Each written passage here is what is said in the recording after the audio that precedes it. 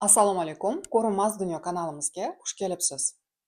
Ko'zani emas, balki ichidagi suvni ko'proq yaxshi ko'rish kerak ekan deb yozgan ekan o'z vaqtida taniqli faylasuf Umar Xayyom.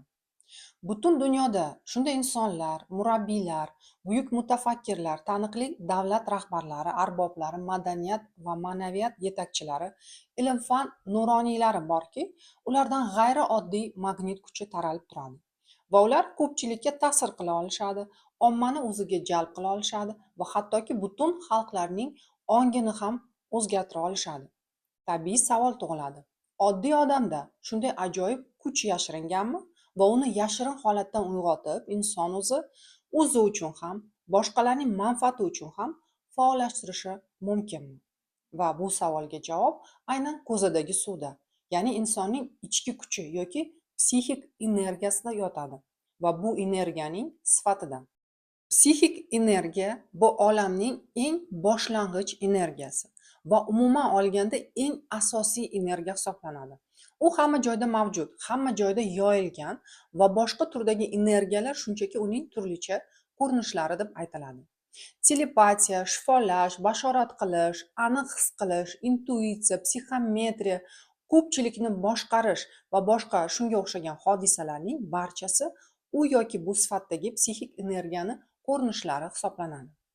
Uni yana hayotiy kuch yoki ruhiy energiya yoki prana, teras, tsi deb ham atashadi. Psixik energiya bu hamma narsa aslida va bu energiya ulkan ijodkor kuch hisoblanadi. Butun borliqni, olamlarni yaratishda ana shu energiyadan foydalanilgan.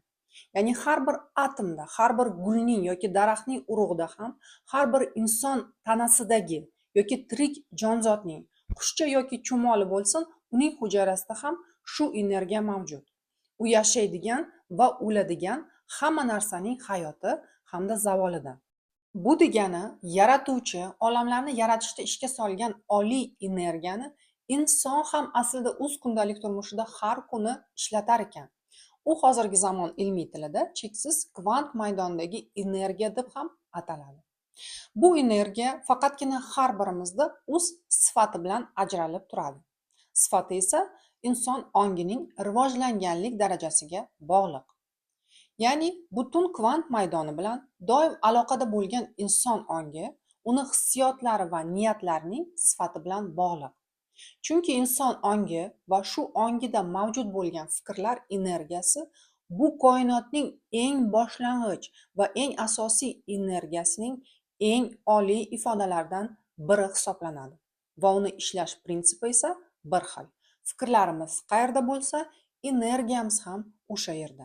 Ya'ni har bir fikrning kuchi bor, diqqatimiz shu energiyani oshiradi va uni yo'naltira boshlaydi. Eng oddiy hayotiy misol. Har kuni hammamiz biron bir nima yeymiz va ovqat pishiramiz. Va u yoki bu taomni pishirishdan oldin har kimni boshida xayolida biron bir fikr yoki istak tug'iladi. Va mana shu fikr ketidan mana shu psixik energiya yoki yaratuvchi energiya boradi. Hamda oxir oqibat shu energiyani insonda oz ko'pligi, qanday sifatda bo'lishi, inson ongini chegaralangan yoki ochiqligi va hokazo omillarga asosan shunga yarasha taom yaratiladi. Ya'ni masalan kimdir faqat o'zini milliy ovqatlarini biladi va umr bo'yi shuni tayyorlaydi. Kimdir esa kengroq o'ylab turli xalqlarning taomlari bilan ham tajribalar o'tkazadi. Bittasi sog'lom turmush tarziga oid taomlarni tanlaydi, kimdir esa umuman ahamiyat bermay nima bo'lsa shuni yeb ketaveradi va hokazo misollar keltirish mumkin. Ya'ni har kim o'zini ongi doirasida harakat qiladi va amaliga mos bir natija oladi. Yoki yana bir misol, hozirgi kunda hammani uyida texnika mavjud va masalan kimnidir uyida texnika umuman buzilmaydi. Sarishta bo'lib umr bo'yi xizmat qiladi. Ayrimlarnikida esa almashgan. Bu holat ham aynan mana shu psixik energiyaning yetishmasligi sababli kelib chiqadigan bir holat. Bu albatta odamning o'zidan ham seziladi va lekin tashqi shunga o'xshagan belgilar insonning ichki muvozanati mana shu psixik energiyasi haqida gapirib turadi. Umuman olganda inson hayotidagi har qanday sohadagi muvaffaqiyat insondagi mana shu energiyani bor yo'qligiga bog'liq. Endi psixik energiyaning ishlash prinsipi barcha hayot jabhalarida ham bir xil o'zini ifoda qilar ekan. Shunday ekan, inson ongi qanchalik rivojlangan bo'lsa, ichidagi psixik energiyasi ham shunchalik baquvvat, shunchalik sifatli hamda nafisroq bo'ladi. Binobarin hayot ham shunga yarasha bo'ladi. Masalan, yozuvchi, shifokor yoki misol uchun biron bir qo'l mehnati bilan mashg'ul insonlarning psixik energiyasi umuman turlicha bo'ladi. Bu o'rinda yana insonni o'z umri davomida qilayotgan tanlovlari ham juda katta rol o'ynashini alohida ta'kidlash kerak, chunki bebaho ijodkor energiyamizni qayerga sarflashimiz ham rivojimiz uchun nihoyatda muhim bo'lgan omil hisoblanadi. Endi psixik energiyani yoki ichimizdagi ijodkor kuchimizni ma'lum muhim xususiyatlarda to'xtaladigan bo'lsak, bu energiyaning eng hayratlanarli xususiyatlaridan biri shundaki, u atrof muhitda qatlamlanib, saqlanib qolaveradi. Odamni o'rab turgan barcha narsalarda qoladi va ularda yig'ilib turar ekan. Shuning uchun inson kim bo'lishidan qat'iy nazar, uning narsalari ham energiyasiga yarasha bo'ladi. Bu uy anjomlari ham, kiygan narsalari ham, mingan mashinasi ham barcha narsalariga taalluqli. Xuddi shu sabablarga ko'ra, muqaddas makonlarni ziyorat qilish, avliyolarning yashagan va dafn qilingan joylarni ziyorat qilish ko'plab xalqlarning ma'naviy an'anasi hisoblanadi. Chunki u muqaddas makonlarda yuqori sifat ruhiy energiya, sevgi, muruvvat va qalb pokligi tebranishlari mavjud bo'lib, odamlarga ular hali hanuz foydali ta'sir ko'rsatadi deb ishoniladi. Bundan kelib chiqadiki, psixik energiya bu haqiqiy bir magnit va jonli etikada masalan, bu energiya na asrlar, na masofalar tomonidan o'chiriladi deb aytilgan. Psixik energiyani bu xususiyati haqida bilgan qadimgi xalqlar, masalan Misrliklar, Xaldeylar, Atsteklar va boshqa juda ko'p xalqlar uni turli maqsadlarda ishlatishgan. Ular ongli ravishda ma'lum bir sifatdagi ruhiy energiyani, ya'ni u boshqalarga o'zlariga kerakli ravishda ta'sir ko'rsatishi uchun ham o'sha ta'sir ko'rsatish kerak bo'lgan energiyani muayyan narsalarda singdirishgan.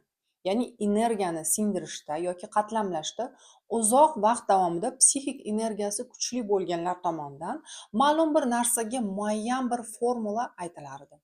Misrdagi Tutanxamon qabrining ochilishi haqidagi taniqli hammaga ma'lum bir voqea ham ataylab ongli ravishda singdirilgan energiya qanchalik mustahkam va asrlar davomida tirik bo'la olishining yaqqol isboti bo'lishi mumkin. Ya'ni ma'lumki, qazishmalarda qatnashgan barcha ishtirokchilar u yoki bu tarzda tushunarsiz hodisalarda vafot etishgan. Chunki bu ataylab shunday niyatda qilingan edi. Shuning uchun ham sehrlangan narsalar, yomon va yaxshi narsalar haqidagi barcha hikoyalar bu shunchaki fantaziya yoki afsonalar emas. Yoki masalan, turli narsalarga psixik energiyaning singib ketishi xususiyatini azaldan odamlar tomonidan suvni magnitlashda ham ishlatishgan. Va natijada bu suv shifobaxsh suyuqlikka aylangan. Bu usul aslida juda qadimgi va ko'plab manbalarda ham berilgan edi. Hozirgi kunda esa suv bilan bog'liq bu hodisani asta-sekin ilmiy o'rganib, turli ilm ahli, Masaru Emoto, Nichols, yapon, nemis, rus olimlari tomonidan tushuntirib o'tilgan. Va Vadim Zeland, Jose Silva, Jo Dispenza, Nekrasov degan mualliflar ham o'z mehnatlarida bu usulning juda samaraligini yoritishgan edi. Ya'ni suvni psixik energiya bilan magnitlashning turli usullari mavjud bo'lgan. Masalan, ulardan biri qo'llar yordamida to'yintirish. Boshqa usulda esa shunchaki karavotning boshiga bir stakan suv qo'yishdek usul bo'lgan. Va bu suv kechasi bilan psixik energiya bilan to'yingan holda ertalab ichilardi. Masalan, yana Palmira malikasi o'zini muayyan xizmatkorlariga yuvinish uchun tayyorlangan hovuz yonida tunashni buyurgani haqida hikoya ham bor. Bularning barchasi insonning sog'lom tebranishlari, ya'ni uyg'un energiyasi azaldan har doim juda yuqori baholanganligini ko'rsatib turibdi. Bugungi kunda ham ost ongimiz bilan ishlashda keng qo'llanilayotgan affirmatsiyalar yoki ijobiy tasdiqlar ham ana shu prinsipda ishlaydi. Va yurak hamda miyani uyg'unlikka olib keladigan turli meditatsiyalar ham shu ichimizdagi psixik energiyani aslida ishga soladi. Umuman inson o'zini tanasi bilan to'g'ri gaplashishi orqali o'zini davolashi ham mumkin va bu energiyani tanaga yana qaytarish ham mumkin bo'lar ekan. Va jonli etikada inson tanasidagi barcha tana suyuqliklariga ruhiy energiyaning qo'riqchilari deb ta'rif berilgan. Ular qon, so'lak, ona suti, urug'lantiruvchi suyuqlik, limfa suyuqligi hisoblanadi. Uyqu esa ruhiy energiyamizni tiklovchi va yangilaydigan vosita deb ta'riflanadi.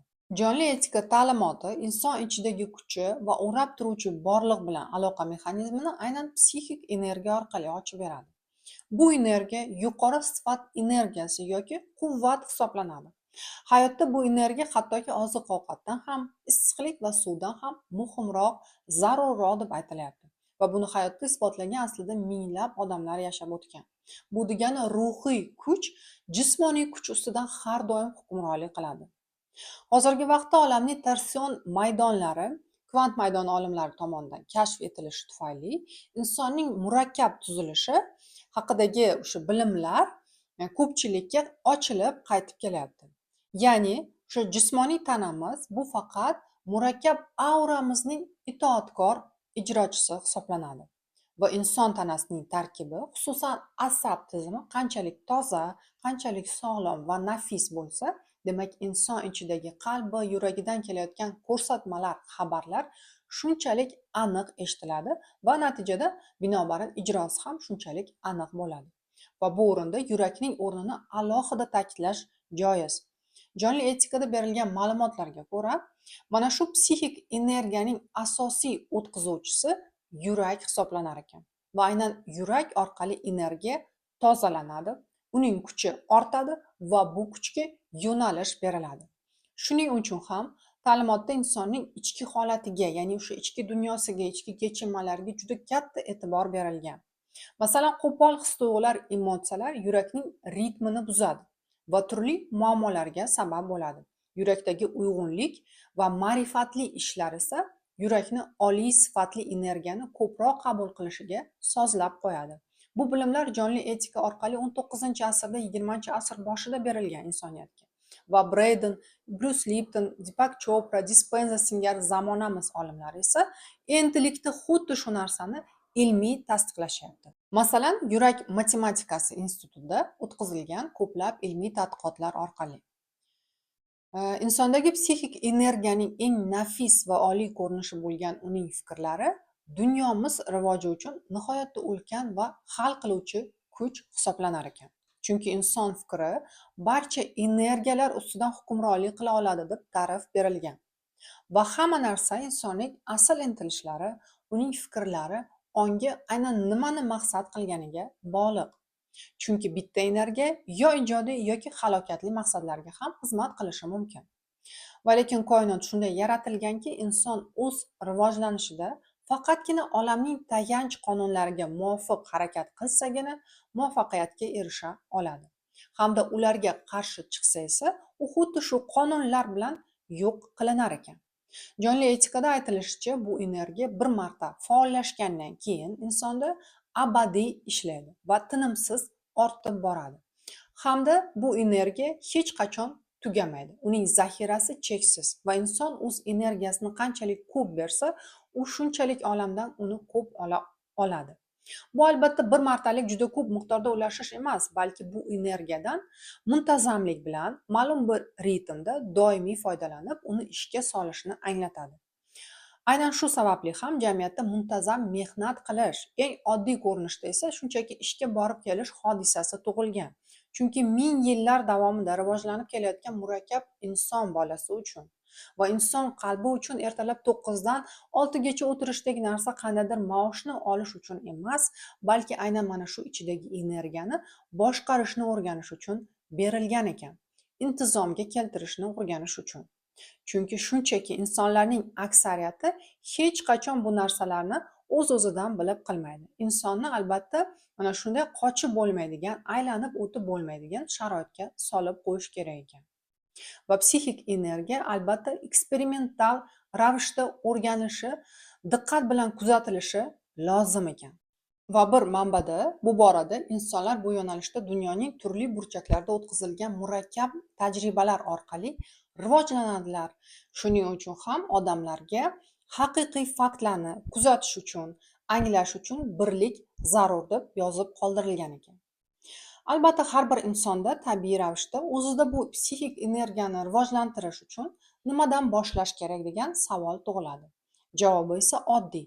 Dastavval ruhiy energiyani yoki psixik energiyaning mavjudligini tan olish va bu ijodiy kuch ichimizda ekanligi haqidagi oddiy haqiqatni anglashdan boshlash kerak ekan. Va inson hamma qilayotgan ishida va bundan ham muhimroq, har bir o'ylayotgan fikrida ich-ichidan yuqori sifatga intilishni o'rgansa, u mana shu psixik energiyaning o'tkazuvchisiga aylanar ekan. Boshqacha so'zlar bilan, inson faqat oliy g'oyalarga, hamma narsada go'zallikka, sifatga intilsa, faqat o'zi uchun emas, balki o'rab turuvchi atrof muhit, boshqalar manfaati uchun ham foydali ishlarni qilsa, uni energiyasi ortib boradi. Masalan, agar insonlar har kuni olamga mehrga to'la fikrlarni jo'natsalar, bu butun atrof muhitni dezinfeksiya qiladi va tozalaydi deb ta'rif berib o'tilgan. Demak, umumlashtiradigan bo'lsak, psixik energiya bu ijodkorlik kuchi va u hamma joyda mavjud. U saqlanib, yig'ilib borar ekan va uning magnit xususiyati mavjud. Va uni hayotda eng oliy hamda nafis ko'rinishi fikr bo'lib, har kimning ongi rivojlanganlik darajasiga bog'liq bo'lar ekan. Inson mana shu energiyaning akkumulyatori va transmutatori, ya'ni uni o'zida rivojlantirib, sifatini o'zgartiruvchi hisoblanadi. Mana shu qobiliyatni chuqur anglashni o'zi ham hayotda yangi imkoniyatlarni ochib beradi. Va hozirda asosiy vazifalardan biri inson faoliyatining barcha sohalarida fikrlarimiz energiyasini anglash va ongli qo'llash. Keyingi ishtiruvda birgalikda mana shu energiyani qanday qilib o'zimizda ochib, uni rivojlantirish haqida albatta to'xtalamiz. Buguncha esa sizlar bilan xayrlashaman. Keyingi ko'rinmas dunyo sayohatlarida ko'rishguncha xayr, salomat bo'ling.